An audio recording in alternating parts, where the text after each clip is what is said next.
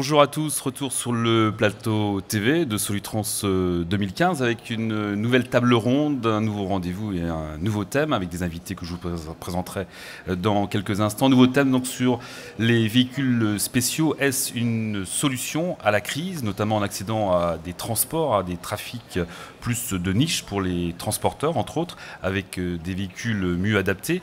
Pour nous en parler, Aurélie Fromet, qui est co-dirigeante à Transminute. Bonjour.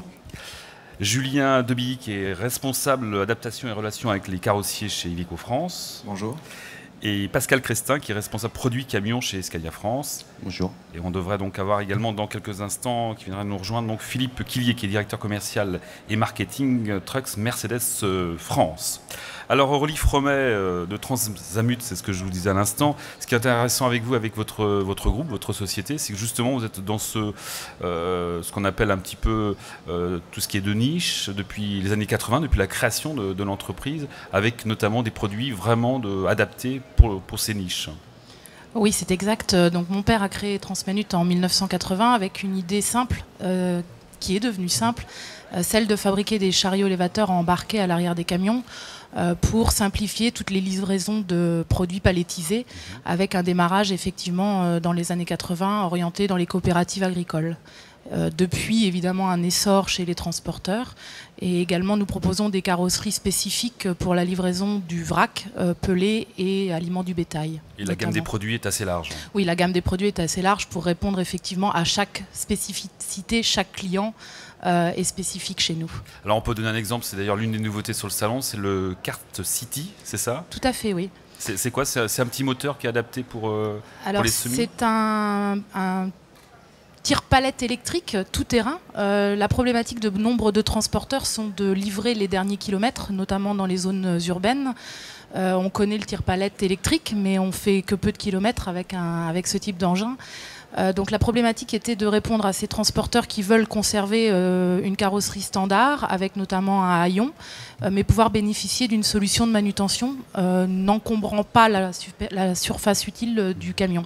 Donc ce tire-palette est électrique pour répondre à ces nouvelles normes environnementales et s'embarque latéralement sur le côté d'une semi-remorque. On est vraiment sur du sur-mesure. Du sur-mesure, oui, exclusivement. Et pour des niches aussi? Pour des niches, tout à fait, oui. Vos clients, c'est principalement des transporteurs? Quasiment, oui. Beaucoup de transporteurs, effectivement. Sur le plan national? Sur le plan national, qui recherchent effectivement une valeur ajoutée dans le transport en proposant un service additionnel à la pure prestation de transport. Pascal Crestin, donc responsable produit camion chez Scania France, présent aussi bien sûr aussi à Solutrans. Alors Scania a très vite proposé justement des formules, des véhicules sur mesure, en proposant notamment le véhicule prêt à l'emploi et également ce que vous appelez la formule véhicule stock, qui permet donc d'avoir des véhicules déjà adaptés. Tout à fait. Aujourd'hui, chez Scania, nous avons un système modulaire, c'est-à-dire qu'à partir d'un nombre limité de composants, on arrive à faire énormément de configurations de véhicules pour répondre parfaitement à la demande de nos clients. Aujourd'hui, on a une gamme de véhicules à partir de 19 tonnes, de 2 jusqu'à 5 essieux.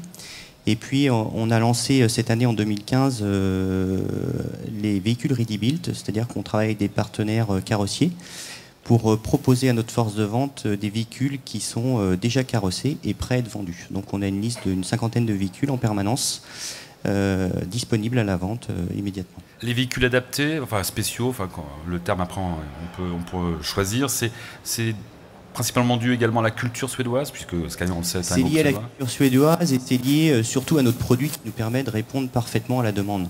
On peut vraiment faire le camion sur mesure, adapté parfaitement aux besoins de notre client final. Et les clients sont bien sûr des transporteurs? Les clients sont des transporteurs. Avec comme une contrainte la réglementation, on en parlait en préparant cette table ronde? La réglementation, alors tant qu'on reste dans des solutions qui sont homologuées d'un point de vue européen, ça ne pose aucun souci. Dès qu'on va aller dans des véhicules vraiment particuliers où on doit faire une réception spécifique sur le marché français, là ça devient un peu plus compliqué, mais c'est tout à fait réalisable. Et que représentent les ventes de véhicules spéciaux, notamment chez Scania? Aujourd'hui, difficile de vous donner un chiffre, mais c'est entre 10 et 15% de nos ventes aujourd'hui en véhicules spéciaux.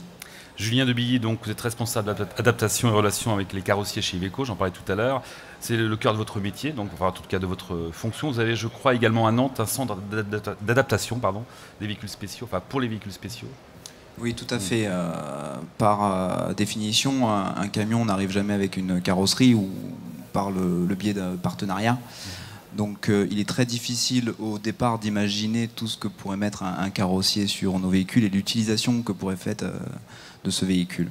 Donc pour pallier à toutes les demandes et les idées inimaginables qu'ont les transporteurs et les différents types de missions, parce qu'on parle de transport de marchandises, mais on parle aussi de beaucoup de véhicules de services d'intervention. Je pense notamment aux nacelles, aux pompiers, aux véhicules blindés. Toutes ces corps de métier ont des besoins très spécifiques. Ça représente bien évidemment des niches parce que c'est des petits volumes. Et si on veut pouvoir carrosser ces véhicules-là, le constructeur doit proposer des châssis sur mesure qui ne peuvent être faits d'usine. En production, c'est combien à peu près à l'année ou... Alors, notre centre d'adaptation à Nantes a une capacité de 35 véhicules par mois. Et vous en produisez également via votre filiale Astra, c'est ça? Tout à fait. Pour des véhicules beaucoup plus spéciaux, on va dire. Exactement. Iveco s'est entouré au fil des années de différents acteurs. Il y a Astra qui, effectivement, est plutôt sur la partie lourde, donc le transport, le convoi exceptionnel, qui lui aussi nécessite souvent des particularités très spécifiques, comme des mains de frein à l'avant, à l'arrière, en dos cabine, des convertisseurs de coupe très puissants qu'on monte après. Philippe Quillier, donc directeur commercial et marketing truck Mercedes. Alors, on en parlait tout à l'heure, vous avez également un pôle de développement spécial truck. Et ça fait déjà depuis des années, je crois, depuis même de très très nombreuses années, que vous produisez des véhicules spéciaux. Tout à fait. Donc on a plusieurs approches. Au niveau de l'approche pour la commercialisation dans le réseau français et auprès de nos clients en France, nous avons donc une équipe dédiée à cela. On a 2 personnes chez nous, une au marketing et une sur la partie produit technique qui est là disponible à 100% pour les carrossiers, pour justement réaliser soit de la politique de véhicules prêts à l'emploi, c'est-à-dire des véhicules qui sont mis en dépôt chez les carrossiers. On fait ça notamment de longue date avec tous les produits du béton, les pompes à béton et autres applications. Et également pour la partie un peu plus spécifique, véhicules spéciaux. J'y reviendrai tout de suite. Donc dans notre stratégie, en fait, on a 2 personnes dédiées. On fait un événement par an avec les carrossiers pour lequel on fait de la formation technique. Et puis également, nous avons un extranet qui est remis à jour régulièrement avec nos nouvelles gammes. Et là, Dieu sait qu'avec Euro 6, on a eu beaucoup de mises à jour, tous, je pense, autour de la table. Et ça a nécessité beaucoup d'investissement de nos équipes produits et formation.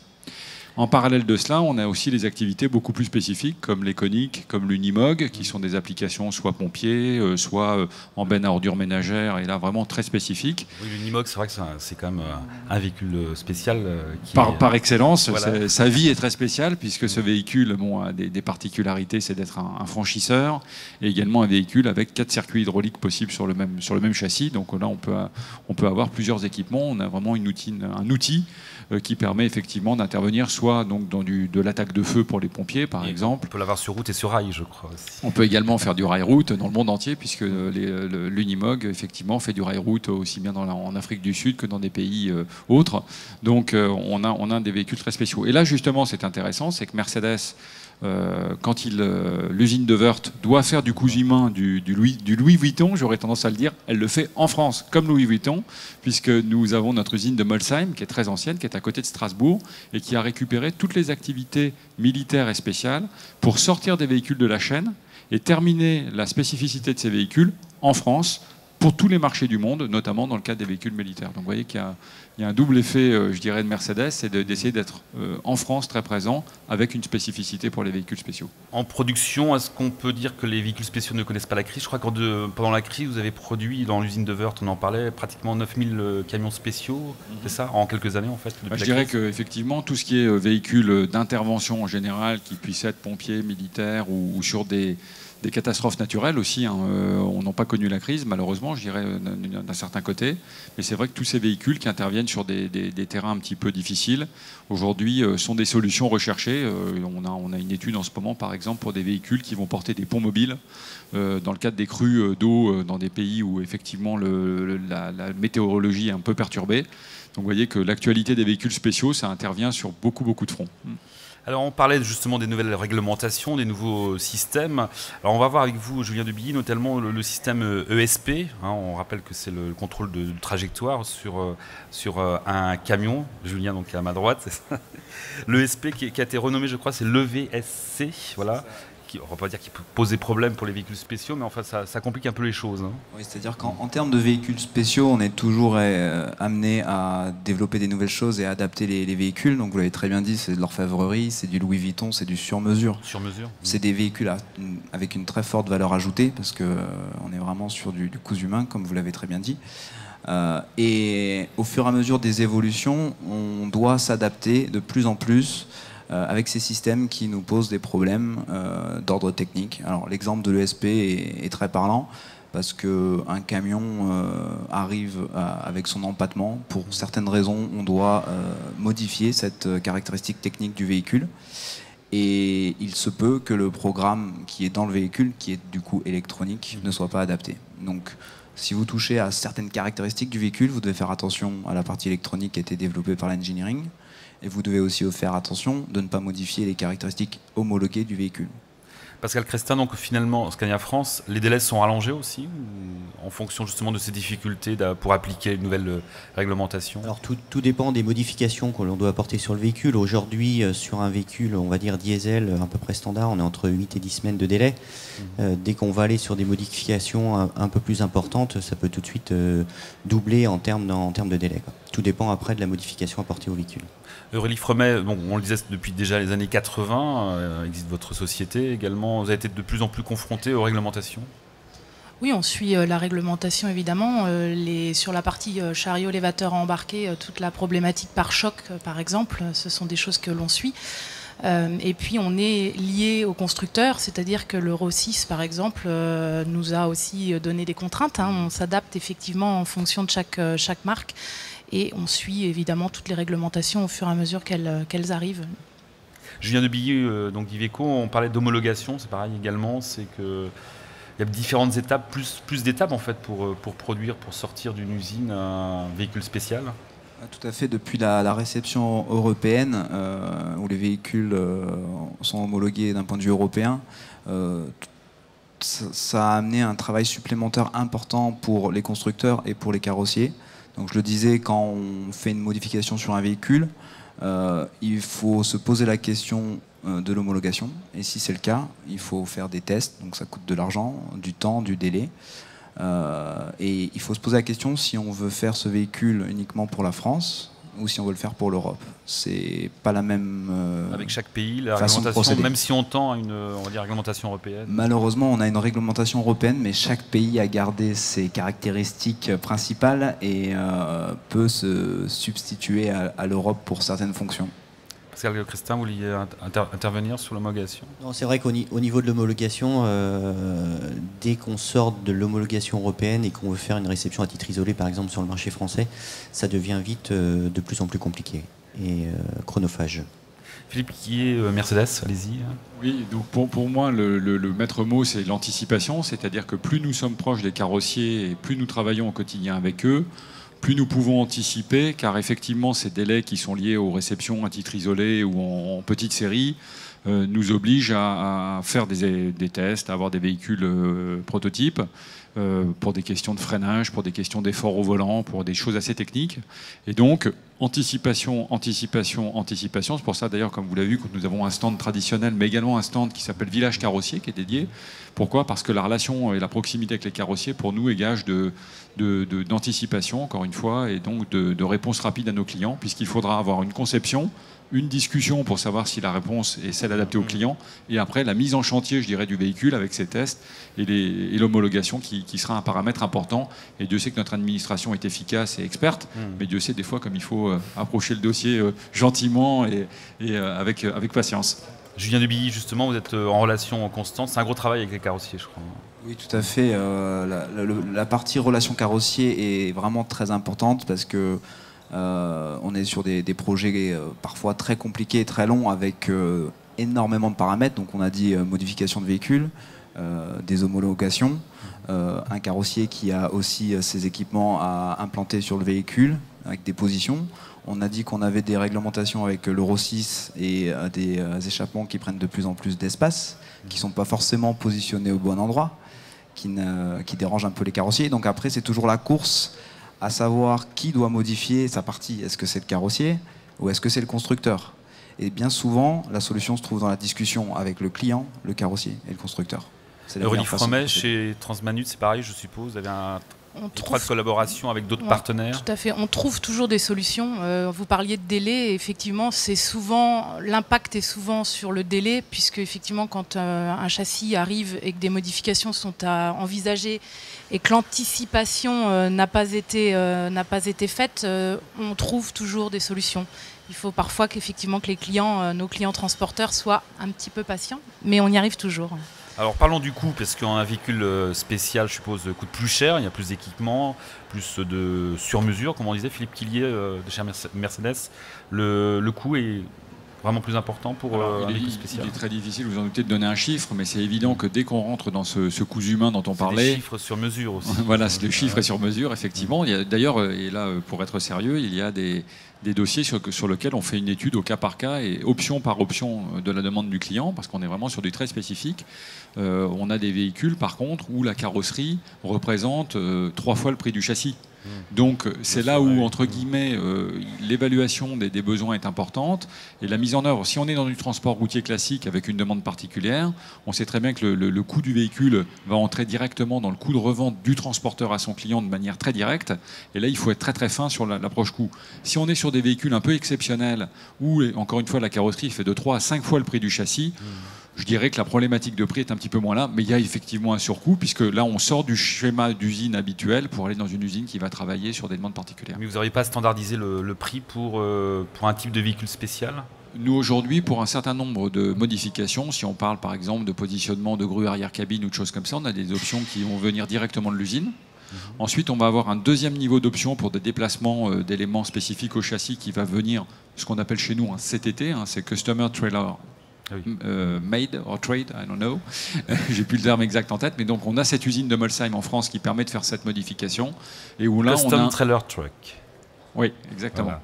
Et donc on a effectivement ces modifications qui sont faites, mais qui sont relativement standardisées avec des prix qui sont déjà approchés. Julien Debilly, est-ce qu'il y a maintenant également service après-vente, comme je suppose, bien sûr, encore plus sur des véhicules spéciaux? Tout à fait, c'est un point très important pour nos clients d'avoir la garantie que ces modifications sont garanties au même titre qu'un véhicule qui viendrait directement d'usine. Donc notre centre d'adaptation est bien évidemment détenu par Iveco France et garantit toutes ces transformations au même titre qu'Iveco. Donc pour le client, c'est une complète transparence et une complète sérénité de ce point de vue-là. Même chose, je suppose, chez Scania. Tout à fait. Toutes les modifications qui sont réalisées sont couvertes par Scania Suède, bien entendu. Alors, est-ce qu'il existe un marché d'occasion du véhicule spécial en France, notamment? Aujourd'hui, oui, il existe un marché des véhicules d'occasion. Donc, nous avons une organisation qui s'appelle Truckstore qui distribue nos véhicules d'occasion au niveau national et même européen, voire mondial. En revanche, on a un petit regret, c'est que nos clients vont plus vite que nous. C'est-à-dire qu'ils sont en général sur un châssis Mercedes avec un équipement particulier. Soit ils font le choix de détruire le véhicule, c'est-à-dire qu'ils ne veulent pas être concurrencés sur leur propre marché. Ça arrive de temps en temps sur des applications vraiment très spécifiques. Ou alors, je dirais qu'ils sont sollicités par le marché avant que nous ayons l'occasion sans jeu de mots, de récupérer le véhicule et de nous-mêmes le revendre. Donc le client, en général, fait sa revente directement, soit sur des marchés un petit peu loin de chez lui pour garder cette spécificité, soit il a un coup d'avance avec une nouvelle technologie et donc il revend son véhicule. Pascal Crestin, également un marché d'occasion de votre côté chez Scania? Un marché de l'occasion, comme ça a été dit tout à l'heure, c'est des véhicules avec un prix d'équipement qui est très très élevé par rapport au prix du châssis, avec une très forte valeur ajoutée. Donc généralement, oui, c'est le client qui se charge de la revente de son véhicule. Alors, Relief Romet, on parlait donc des nouvelles réglementations, notamment tout ce qui est Euro 6. Vous avez un bureau d'études, comment ça se passe à Transmanut? Oui, bien sûr, on a un bureau d'études, c'est le cœur de l'entreprise, je dirais. Comme on le disait tout à l'heure, notre métier est exclusivement du spécifique. Chaque projet est très particulier, donc chaque projet est étudié d'abord au bureau d'études. de sorte de minimiser au maximum le temps passé ensuite dans l'atelier. Vous parliez tout à l'heure de coûts. Les carrosseries spécifiques doivent rester abordables. C'est l'organisation de notre travail qui nous permet d'être compétitifs également. Donc oui, effectivement, un fort investissement sur le bureau d'études. Alors, on parlait tout à l'heure des véhicules, notamment d'incendie, de sécurité. On sait que les budgets sont de moins importants, en tout cas en France. Vous l'avez ressenti, notamment chez Iveco? Vous pouvez reformuler, j'ai pas bien compris. Je parlais des véhicules de pompiers, en fait, tout ce qui est sécurité. Donc, est-ce qu'il y a moins de production en fait, de véhicules de sécurité? Non, la production de véhicules d'équipement comme les transports de fonds, les pompiers, EDF par exemple, qu'on équipe très souvent, reste très stable au fil des années parce que c'est des appels d'offres qui se suivent. Et ces sociétés-là, pour le moment en tout cas, ont un droit, comment dire, doivent assurer un service, et pour ce service doivent mettre sur la route des véhicules. Donc il y a une rotation qui se fait naturellement et le marché reste constant sur ces... Alors on arrive donc au terme de cette table ronde. Un mot de fin, Aurélie Fromet? Le spécifique, oui, c'est en tout cas pour ce qui nous concerne le moyen d'exister. Nous avons acquis il y a quelques années une société carrosserie spécifique également pour pouvoir élargir notre offre.